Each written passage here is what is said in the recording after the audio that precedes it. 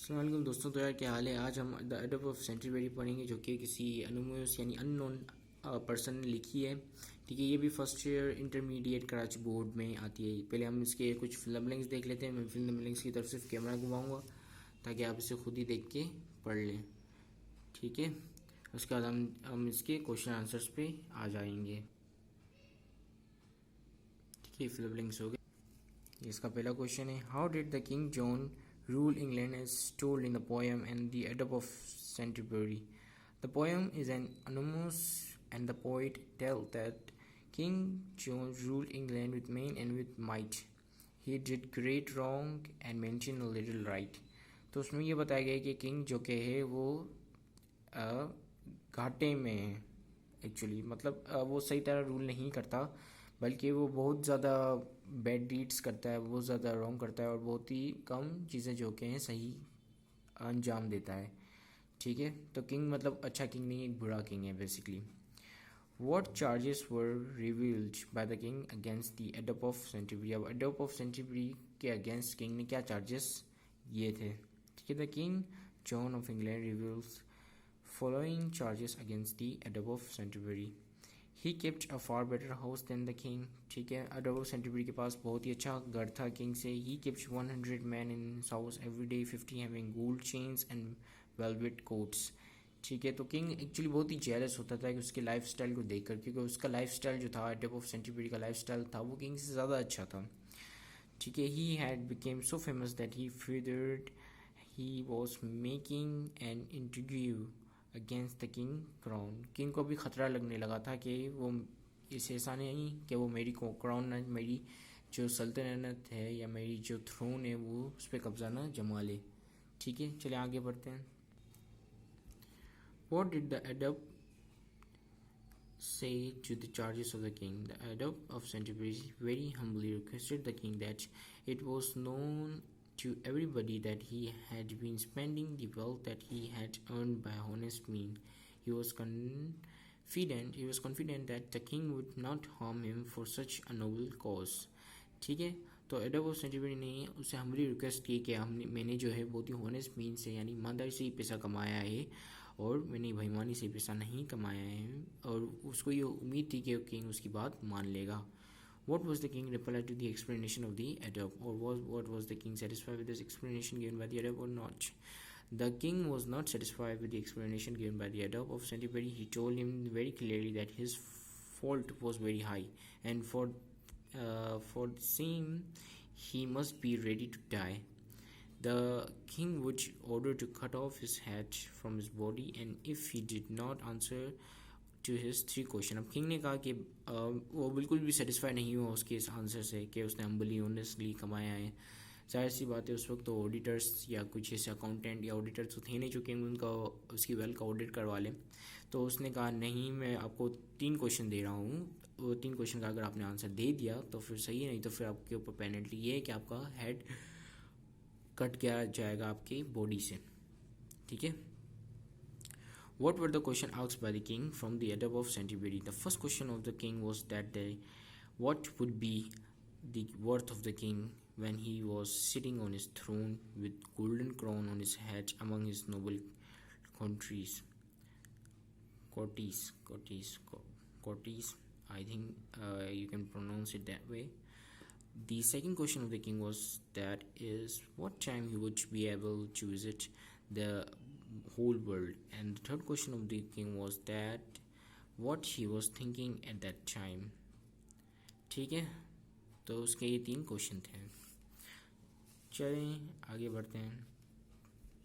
What did the Abbot of Canterbury say after hearing the question of the king? The Abbot of Canterbury requested the king that questions were very hard and difficult as compared to his little intelligence and knowledge. He further begged the king to give him 3 weeks time to make his effort for answering the question. अब उसने कहा कि मुझे 3 दिन दो ताकि मैं आपको क्वेश्चंस का आंसर दूं, क्योंकि मेरी इंटेलिजेंस या नॉलेज इतनी नहीं है जो मैं उससे वक्त आपको बता सकूँ answer. What was the king reply to the request of the adept for giving him 3 weeks time? The king very rudely replied to the request of the adept that he would be given 3 weeks time, but no more than that. If he did not answer his 3 questions, then not only his head would be cut off, but his property would be fight it, यानी कि king को मिल जाएगी या government के under में हो जाएगी। For fight it इसे कहते हैं। At this the एडप became very sad and he went away from getting the answer. अब उसने कहा कि ठीक है तो मैं 3 दिन दे रहा हूँ, मगर 3 दिन के ज़्यादा, मतलब 3 वीक्स के ज़्यादा टाइम नहीं दूंगा, तो आपको जल्दी से जाके आंसर ढूंढने होंगे। तो वो नहीं तो फिर अगर आपने आंसर नहीं दे पाए तो आपको सिर्फ मैं हेड बॉडी से ही अलग नहीं करूँगा, बल्कि आपकी प्रॉपर्टी भी जब्त कर लूँगा। ठीक है। व्हाट न्यूज़ डिड एडप tell to the shepherd. Shepherd कहते हैं जो कि शिप चराता है, मतलब गोड जो कि भेड़ियाँ चराता है, भेड़ बकरियाँ चराता है। ठीक है। The एडप told the shepherd that he would bout very sad news from King John that his head would be cut off if he did not answer his 3 questions, and now only 3 days were left to live. Well, let's get to the other question.